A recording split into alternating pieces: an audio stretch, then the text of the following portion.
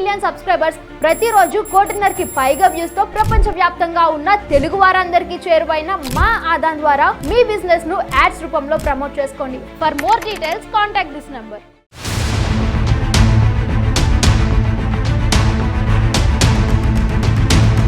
నమస్తే, welcome to Aadan. నేను Murali. MIM party మాయమైపోతోందా అనే సందేహాలు నెలకొన్నాయి. మహారాష్ట్ర ఎన్నికల్లో వచ్చినటువంటి ఫలితాలు జనం ఇచ్చినటువంటి షాక్ ఎంఐఎం పార్టీకి కోలుకోలేని దిశగా ఉంది అనేటువంటి సమాచారం అయితే అందుతోంది. ఎంఐఎం బాగా పట్టున్నటువంటి ప్రదేశాల్లో కూడా, ఆయా నియోజకవర్గాల్లో కూడా ఘోరమైనటువంటి ఓటమిని చవిచూస్తుంది. కేవలం ఒకే ఒక్క స్థానంలో ఎంఐఎం పార్టీ గెలిచింది అనంటే ఎంఐఎం పార్టీకి వస్తున్నటువంటి సాంప్రదాయబద్ధమైనటువంటి ఓట్లు ఏమైపోయాయి? రెగ్యులర్గా మైనారిటీలకు సంబంధించి ఎక్కువగా నమ్మకం ఉన్నటువంటి పార్టీగా గుర్తింపు పొందింది ఎంఐఎం. మహారాష్ట్రలో చాలా ప్రాంతాల్లో కూడా ఎంఐఎంకి ఒక బలమైనటువంటి క్యాడర్ ఉంది. మరి వాళ్ళంతా ఏమయ్యారు? ఎందుకు పోలైనటువంటి ఓట్లలో ఎంఐఎంకి వచ్చినటువంటి ఓట్ల శాతం అంత భారీగా ఎందుకు తగ్గిపోయింది? ఒకే ఒక్క నియోజకవర్గంలో మాత్రమే గెలవడానికి గల రీజన్స్ ఏంటి అని చాలా వరకు విశ్లేషించుకుంటే ఎంఐఎం పార్టీ కూడా అర్థం కానటువంటి పరిస్థితి. ఎందుకు ఎంఐఎం పార్టీ విషయంలో జనం ఆ విధంగా ఆలోచించారు? పర్టిక్యులర్గా మైనారిటీలు భారతీయ జనతా పార్టీ వైపు మొగ్గు చూపారు అనేటువంటి వార్తని ఎంఐఎం పార్టీ వాళ్ళు కూడా జీర్ణించుకోలేకపోతున్నారు. నిజంగా మనలో ఉంటూనే భారతీయ జనతా పార్టీకి ఓటు వేసేటువంటి మైనారిటీలు ఉన్నారా? ముస్లిం మైనారిటీల విషయంలో ఎక్కువగా గతంలో ఒక మూస ధోరణిలో మనవాడే అనేటువంటి ఒక కమ్యూనిటీ పరంగా ఓట్లు వేసేటువంటి సిచ్యువేషన్స్ గతంలో ఉండేవి. కానీ ప్రతి 5 ఏళ్లకోసారి పెరుగుతున్నటువంటి ఓటరు పర్సంటేజ్ కావచ్చు, ఓటర్లలో వస్తున్నటువంటి చైతన్యం కావచ్చు, ఇవన్నీ కూడా ప్రభావం చూపించాయి. కాబట్టే ఎంఐఎం పార్టీ రెగ్యులర్గా చేసేటువంటి, అంటే దాదాపుగా 2 దశాబ్దాలకు పైగా ఏదైతే ఫోర్స్బుల్గా ప్రచారం చేస్తుందో, వాడి వేడి పదునైనటువంటి మాటలతో ప్రచారం చేస్తోందో ఆయా సభల్లో కూడా మనం చూసాం. హైదరాబాద్లోని కొన్ని సభల్లో మాట్లాడుతూ కూడా ఓవైసీ సోదరులు ఇద్దరు కూడా 15 నిమిషాలు సమయం ఇస్తే చాలు, మేమంటే ఏంటో చూపిస్తాం, సరిహద్దులో కావచ్చు లేకపోతే ఇక్కడ కావచ్చు, మా సత్తా ఏంటో మేము చూపించడానికి 15 నిమిషాలు చాలు అనేటువంటి ఒక పరుష పదజాలం. నోటి దూల వల్ల కూడా చాలా వరకు ప్రజల నమ్మకాన్ని కోల్పోయింది ఎంఐఎం పార్టీ అనేటువంటి విమర్శలు అయితే వ్యక్తమవుతున్నటువంటి సిచ్యువేషన్స్ ఉన్నాయి. నిజంగా ముస్లిం మైనారిటీలు బీజేపీని నమ్మారా? ఒకవేళ నమ్మితే దేనికి, ఎందుకు అంత బలంగా నమ్మడానికి గల కారణాలేంటి? అంటే ఓటు వేసేంత నమ్మకం ప్రజల్లో వచ్చిందా? మైనారిటీల్లో పర్టికులర్గా వచ్చిందా? ఆ దిశగా రెగ్యులర్గా కొన్ని దశాబ్దాల నుంచి మనకు ఓట్లు వేస్తున్నటువంటి ముస్లిం మైనారిటీలు ఇమ్మీడియట్గా అలా ఎలా టర్న్ తీసుకున్నారు? ప్రధానంగా మహిళలు, వారు ఆలోచించినటువంటి తీరుకు సంబంధించి ట్రిపుల్ తలాక్ కావచ్చు, ముస్లిం మైనారిటీల విషయంలో ముఖ్యంగా భారతీయ జనతా పార్టీ ఇచ్చేటువంటి హామీల విషయంలో కావచ్చు, ఎంఐఎం నేతలు ప్రచారానికి వెళ్ళినప్పుడు అక్కడక్కడ స్థానికంగా ఉండేటువంటి వారు, ఏదైతే వాళ్ళ కమ్యూనిటీకి సంబంధించినటువంటి వాళ్ళు కూడా నిలదీయడం జరిగింది. మీకు ఎప్పటి నుంచో ఓట్లు వేస్తున్నాం, మా అభివృద్ధి ఎక్కడ, మా డెవలప్మెంట్ ఏది, మేము మా పిల్లల చదువుల విషయంలో కావచ్చు, విద్య ఉద్యోగ ఉపాధి విషయాల్లో కావచ్చు, ఇప్పటి వరకు మిమ్మల్ని నమ్మి మేము సాధించింది ఏంటి, ఓటర్లలో వచ్చినటువంటి చైతన్యం, ఇదంతా కూడా మీరు మీ అభిప్రాయాన్ని ఎప్పటికప్పుడు కూడా కామెంట్ రూపంలో మాకు తెలియజేస్తూ ఉండండి. ఎంఐఎం విషయంలో అసలు ఏం జరిగింది అనే దానికి సంబంధించి కూడా మీ స్పందనని మాకు తెలిపేటువంటి ప్రయత్నం చేయండి. ఇక్కడ ప్రధానంగా పనిచేసినటువంటి అంశాలు ఏంటి అని అంటే, భారతీయ జనతా పార్టీ ఒక మాస్టర్ ప్లాన్ వేసింది. అంటే ఎక్కువగా ముస్లిం మైనారిటీలను వ్యతిరేకిస్తున్నాం అనేటువంటి కోణంలో కాకుండా తన పందాన్ని కంప్లీట్గా మార్చింది. ఉత్తరప్రదేశ్ లాంటి బలమైనటువంటి నియోజకవర్గాలు ఉన్నాయి కొన్ని ఎంఐఎంకు. ఎంఐఎంను బలంగా నమ్మేటువంటి ప్రజలు ఉన్నారు అక్కడ. వారి మైనారిటీలకు సంబంధించి చాలా వరకు ప్రభావితం చూపించి ఎన్నికల్లో ఓట్లని ఏ విధంగా చీల్చాలో కూడా గతంలో ఉత్తరప్రదేశ్లో మనం చూసాం. గుజరాత్లో కూడా పాగా వేయాలని ఎంఐఎం ఆలోచించింది. దిశగా ప్రణాళికలు కూడా రచించినటువంటి పరిస్థితి ఉంది. చాలా నియోజకవర్గాల్లో పరుషమైనటువంటి పదజాలంతో ప్రచారం నిర్వహించిన చరిత్ర ఎంఐఎంకు ఉంది. అంటే హిందువులే టార్గెట్గా అనుకోవచ్చు, లేకపోతే హిందువుల విధి విధానాలు, హిందువులు ముస్లింల పట్ల వ్యవహరించే ఒక మూస ధోరణికి సంబంధించి ఎక్కువగా ఎలివేట్ చేస్తూ ఎంఐఎం ప్రజల్లోకి వెళ్ళింది. మరి సాంప్రదాయబద్ధంగా వస్తున్నటువంటి ఓటు బ్యాంకుని ఎంఐఎం కోల్పోవడానికి చాలా అంటే చాలా రీజన్స్ ఉన్నాయనేటువంటి మాట. ప్రతి ఇంట్లో ఉండేటువంటి మైనారిటీల్లో ఎక్కువగా మగవారి కన్నా ఆడవారు భారతీయ జనతా పార్టీని నమ్మారు. భారతీయ జనతా పార్టీకి సంబంధించి ఆలోచించడం మొదలుపెట్టారు.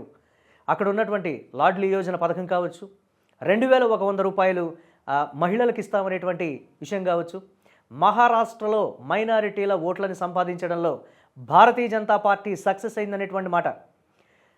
మైనారిటీలకు సంబంధించి భారతీయ జనతా పార్టీ ఇంతకుముందు చాలా వరకు కూడా ఒక రకమైనటువంటి వ్యతిరేకత కావచ్చు, లేకపోతే ఇతరత్ర అన్నీ కూడా ఉన్నాయి. ఒక రకమైనటువంటి భావన ఉండేది రెండు పార్టీల మధ్య. మీరంటే మేమంటూ ఒక వ్యతిరేక భావన ఉండేది. ఆ అడ్డుగోడని భారతీయ జనతా పార్టీ ఏ విధంగా పటాపంచలు చేసింది. ప్రజల్లోకి మనం వెళ్ళేటువంటి తీరు మైనారిటీల విషయంలో ఓవైసీ బ్రదర్స్ పర్టికులర్గా వారు ఏ విధంగా మాట్లాడతారు, ప్రజలతో ఏ విధంగా ఉంటారు, హిందువుల పట్ల ఏ విధంగా ఉంటారని కొన్ని సభల్లో వాళ్ళు మాట్లాడినటువంటి ఎగ్జాంపుల్స్ చాలా ఉన్నాయి. సో వాళ్ళు ఆ దిశగా వెళ్లకుండా అక్కడ ఉన్నటువంటి భారతీయ జనతా పార్టీ నేతలు కొంచెం వినూత్నంగా ఆలోచించి వ్యతిరేకంగా ఎందుకు వెళ్ళాలి? ఇప్పటి వరకు మీరు ఎంఐఎంను నమ్మారు, మీకు సాంప్రదాయబద్ధంగా వస్తున్నటువంటి ఓటును వాళ్ళకి వేశారు, మీకు ఒరిగిందేంటి? అసలు భారతీయ జనతా పార్టీ నిజంగా ఏం చేసిందనేది కూడా ఒక మ్యాజిక్ చేసిందనే చెప్తున్నారు అంతా కూడా. నిజంగా ఎంఐఎం పార్టీ విధి విధానాలు వాళ్ళ కమ్యూనిటీ వాళ్ళకే లేకపోతే మైనారిటీలకే విరుద్ధంగా ఉన్నాయా? చదువుకున్నటువంటి వాళ్ళు ఎక్కువగా కూడా పెరుగుతున్నటువంటి పరిస్థితి ఉంది మైనారిటీల్లో కూడా.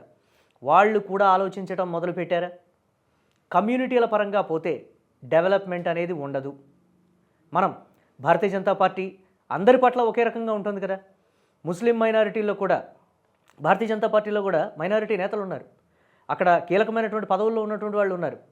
వాళ్ళందరూ బాగున్నప్పుడు మనం కూడా నమ్మితే పోయేదేముంది? అయినా పార్టీ పరంగా నమ్ముతాం కానీ హిందువులు ముస్లింలు అనే పరంగా ఎక్కడా చూడట్లేదే. ట్రిపుల్ తలాక్ విషయంలో భారతీయ జనతా పార్టీ తీసుకున్నటువంటి నిర్ణయం దేశవ్యాప్తంగా ఉన్న ప్రతి ముస్లిం మైనారిటీ మహిళ ఎంత అభినందించి హర్షించింది అనంటే, మా బాధలు తొలగిపోయాయి అనేటువంటి రీతిలో, మా కష్టాలన్నీ కూడా తీరిపోయాయి ట్రిపుల్ తలాక్ తోటి అనేటువంటి చాలా వరకు దేశవ్యాప్తంగా స్పందించినటువంటి పరిస్థితి ఉంది. ప్రతిదాన్ని కూడా మేము రాజకీయ కోణంలో చూడట్లేదు, మీరు కూడా డెవలప్ చేయాలంటే మమ్మల్ని ఒక్కసారి నమ్మి చూడండి. భారతీయ జనతా పార్టీ మహారాష్ట్రలో ఇచ్చినటువంటి పిలుపు ఎంత రెస్పాన్స్ వచ్చింది అనంటే, కంప్లీట్గా ఎక్కడైతే మైనారిటీ ఓటు బ్యాంక్ ఉందో వాటన్నిటిని కూడా పటాపంచలు చేస్తూ కంప్లీట్గా చీల్చేస్తూ ఎంఐఎంకు ఒక షాక్ ఇచ్చేటువంటి రీతిలో ముస్లిం మైనారిటీ ఓట్లు భారతీయ జనతా పార్టీకి పోలయ్యాయి అంటే బాగా ఆలోచించాల్సినటువంటి పరిస్థితి ఉంది.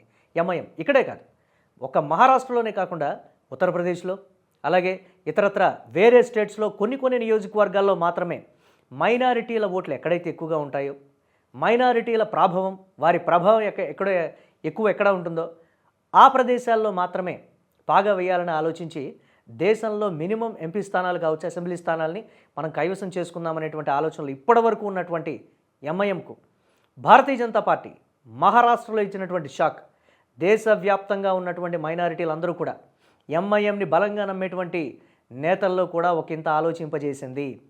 ఎల్లకాలం మనం కమ్యూనిటీ పరమైనటువంటి ఓట్లను కొల్లగొట్టలేం, డెవలప్మెంట్ చూపించాలి, ఇది మేము చేసిన డెవలప్మెంట్ అని చెప్పుకోగలగాలి, మేము వస్తే ఇది చేస్తామనేటువంటి ఒక స్పష్టమైన హామీ ఇచ్చినటువంటి హామీని ప్రజలు నమ్మేటువంటి పరిస్థితి మైనారిటీ నేతలు వారి వర్గాల్లోనే కల్పించాలి. ఇది చాలా కష్టమైనటువంటి మాట. అంటే చెప్పడానికి చాలా ఈజీగా ఉండొచ్చు, మేము వస్తే మీకు అన్నీ చేస్తామనేటువంటి మాట. కానీ ముస్లిం మైనారిటీలు వారి కమ్యూనిటీకి సంబంధించి ఒక బలమైనటువంటి పార్టీ కింద కాకుండా ఇలా ఎంఐఎం హైదరాబాద్ బేస్డ్గా ఉండేటువంటి ఎంఐఎం జాతీయ స్థాయిలో ప్రభావం ఉంటే ఉండొచ్చు, కానీ హైదరాబాద్ బేస్డ్గా ఉన్నటువంటి ఎంఐఎం పరిస్థితుల్లో దేశవ్యాప్తంగా ప్రభావం చూపుతుందా? మనం ఇక్కడ ఒక అసెంబ్లీ సీట్ ఇస్తాం, వేరే నియోజకవర్గానికి సంబంధించి అక్కడ ఉండేటువంటి స్థానిక ప్రభుత్వాలు కూడా ఆ నియోజకవర్గం మనకు పట్టు లేదు, ఆ నియోజకవర్గం మనల్ని నమ్మదు, స్థానికంగా ఉండేటువంటి ప్రభుత్వాలు కావచ్చు, ఆయా పార్టీల్లో కావచ్చు ఒక ముద్ర పడిపోయినటువంటి సిచ్యువేషన్స్ ఉన్నాయి. ఇప్పటికీ కూడా కొన్ని నియోజకవర్గాలు వెనుకపడ్డాయి. ఇటువంటి భావనలో ఉండబట్టే ఆయా రాష్ట్ర ప్రభుత్వాలు కూడా ఆ నియోజకవర్గాన్ని మనం టచ్ చేయొద్దు, వాళ్ళు అదేవిధంగా వారి కమ్యూనిటీకే ఓట్లు వేస్తారు, ఎక్కడ ఉండేటువంటి పార్టీకి ఓట్లు వేస్తారు అనేటువంటి భావన అక్కడ ప్రజల్లోకి వెళ్ళిపోయిందా? అందుకే ఎంఐఎం పట్టు కోల్పోయిందా అంటే అవుననే మాట వినిపిస్తోంది. దీనికి సంబంధించి ఉత్తరప్రదేశ్లో ఎదురుగాలి, మహారాష్ట్రలో ఎదురుగాలి, దేశవ్యాప్తంగా ఇదే పరిస్థితి ఉంటుందనేటువంటి మాట. మరొక్క 4 ఏళ్లలో రాబోయే రోజుల్లో మరొక 4 ఏళ్ల తర్వాత తెలంగాణలో జరిగేటువంటి ఎన్నికల్లో కూడా ఇది మా కంచుకోట అని చెప్తున్నటువంటి ప్రాంతంలో కూడా ఏఐఎంఐఎంకు ఎదురుగాలి వీయబోతోందా అనంటే చాలా వరకు కూడా స్థానికంగా ఉండేటువంటి నేతలు కావచ్చు, అక్కడ ఉండేటువంటి వాళ్ళలో వచ్చినటువంటి రాజకీయ చైతన్యం కావచ్చు, హైదరాబాద్ అంతా ఒక రకంగా, మా ప్రాంతమే ఒక రకంగా ఎందుకు ఉంది అని చాలా వరకు వాళ్ళల్లో వాళ్ళే ప్రశ్నించుకుంటున్నటువంటి కొంతమందిలో వాళ్ళు ఎక్కువగా కూడా ఆలోచించుకుంటారు. ఇది నా అడ్డా, పాత బస్తీ అంటే మా ఇది, ఓల్డ్ సిటీలోనే మేము ఉంటామనేటువంటి మాట.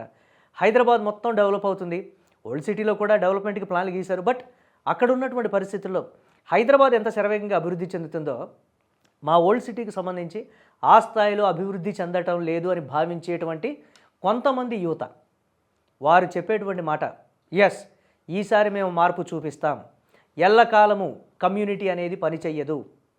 దాదాపుగా 2 దశాబ్దాలకు పైగా ఓటమెరుగని ఎదురు లేనటువంటి పార్టీగా ఆ ఏరియాలో ఉన్నటువంటి సిచ్యువేషన్. కానీ ప్రజల్లో వస్తున్నటువంటి చైతన్యం, విద్య, ఉపాధి, ఉద్యోగ అవకాశాలు, ఓల్డ్ సిటీలో పుట్టి పెరిగి ఇతర దేశాల్లో వెళ్ళి గల్ఫ్ దేశాల్లో పని చేసుకుంటున్నటువంటి వారు కావచ్చు, చదువుకోకుండా అక్కడక్కడ చిన్న చిత్తగా పనులు చేసుకుంటున్నటువంటి వాళ్ళు కావచ్చు, వారందరూ కూడా ఆలోచిస్తున్నటువంటి సిచ్యువేషన్.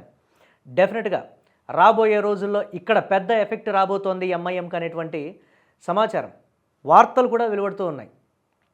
ఏఐఎంఐఎం ఇప్పటికైనా సరే ఆలోచించి ఒక మూస ధోరణి కాకుండా ప్రచారంలో కూడా హిందువుల పట్ల విద్వేష భావనతో కాకుండా, ఎందుకు విద్వేష భావన అంటున్నాను అంటే కొన్ని ప్రసంగాల్లో ఓవైసీ బ్రదర్స్ చేసినటువంటి కామెంట్స్ దేశవ్యాప్తంగా సంచలనం అయ్యాయి. 15 నిమిషాలు సమయం ఇస్తే మేమంటే ఏంటో చూపిస్తాం, మా తడాకా చూపిస్తాం, ఏం జరుగుతుందో మీ ఊహకు అందదు అనేటువంటి రీతిలో వారు బహిరంగ సభల్లో మాట్లాడారు అని అంటే ఏంటి ఆ ధైర్యం? ఆ విధంగా మనం మాట్లాడచ్చా? పక్క రాష్ట్రాల్లో మనం చూసాం. గత 5 ఏళ్లలో ఏ విధమైనటువంటి కామెంట్స్ చేసి ప్రజల్లో ఒక రకమైనటువంటి భావన క్రియేట్ అయ్యి అసలు ఈ పార్టీ మనకు వద్దు అనేటువంటి రీతిలో ప్రజల నుంచి తిరస్కారం ఎదుర్కొందో ఎంఐఎం ఇప్పుడు స్టార్టింగ్ స్టేజ్లో ఉంది. రాబోయే 4 ఏళ్లలో కూడా తెలంగాణలో గడ్డు పరిస్థితులు ఎదుర్కోబోతోంది.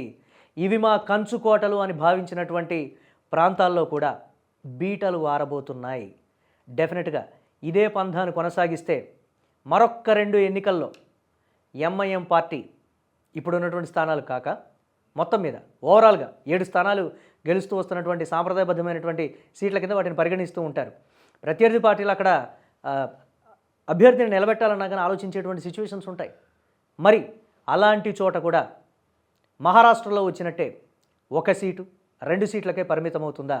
ఆలోచించుకుంటుందా? ప్రజల అభివృద్ధి, ప్రజలు ఏ విధంగా డెవలప్ అవ్వాలి, వారికి ఏం కావాలి అనేదాన్ని ఆలోచిస్తుందా, లేకపోతే కేవలం రాజకీయాలకే పరిమితమవుతుందా అనేది కూడా చూడాల్సినటువంటి సిచ్యువేషన్ ఉంది. మరి తెలంగాణలో ఈ భావనకు సంబంధించి అక్కడక్కడ ఉన్నటువంటి నేతలు కూడా వారి దృష్టికి తీసుకువెళ్ళినా కానీ ఓవైసీ బ్రదర్స్ వినట్లేదు అనేటువంటి మాట అక్కడక్కడ చెప్తున్నారు. నిజంగా వారు వినట్లేదా? స్థానికంగా ఉండేటువంటి ప్రజలు వీరు అక్కడికి ఇతర రాష్ట్రాల్లో ఉన్నటువంటి వారి దగ్గరికి వెళ్ళినప్పుడుగా స్థానికంగా ఉండేటువంటి నేతలు భాయ్ ఇలా కాదు, ఇలా మాట్లాడదాం, మనం ఇలా చెప్దాం అన్నా కానీ వీరు విననటువంటి సిచ్యువేషన్ ఉందా అనంటే చాలా వరకు కూడా అనేక సందేహాలు వ్యక్తమవుతున్నాయి.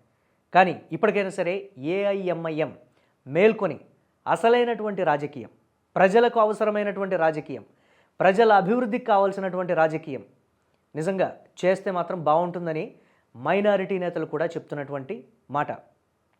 జాతీయ పార్టీగా ఎదగడంలో తప్పులేదు, కానీ జాతీయ స్థాయిలో వెళ్ళినప్పుడు ఆయా రాష్ట్రాల్లో ఆ ప్రాంతం మన ప్రాంతానికి సంబంధించినటువంటి పార్టీకి సంబంధం లేనటువంటి ప్రాంతం, పక్క రాష్ట్రాల్లోని నియోజకవర్గాల్లో గెలిచినటువంటి అభ్యర్థులు కావచ్చు, లేకపోతే ఇప్పుడు ప్రచారానికి వెళ్ళి ఫెయిల్ అయినటువంటి నేతలు కావచ్చు, వీరందరూ కూడా ఆలోచించుకోవాల్సినటువంటి అవసరం ఉంది.